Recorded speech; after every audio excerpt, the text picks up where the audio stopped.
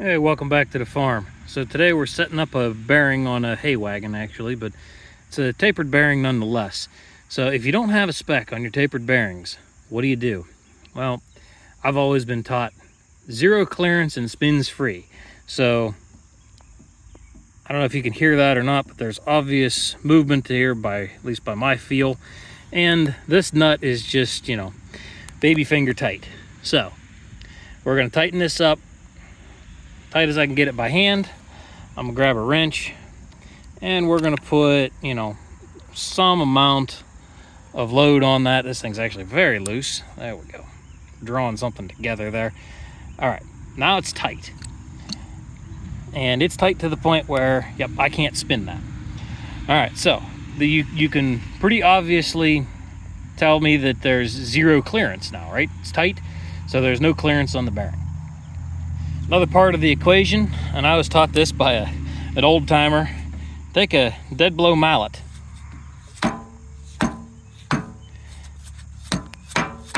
Couple spots on that hub, and this one didn't get loose, but sometimes they'll actually get loose on you.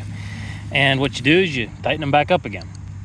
All right, so we're at zero clearance, everything is set, and what that shock does is if your bearing wasn't completely set back into its seated position, onto its shoulder, that vibration will help get it there.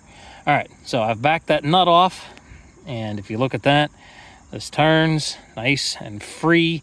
There is a seal in there, so it's got some amount of drag on it, but I got it set back to where the cotter pin hole lines up.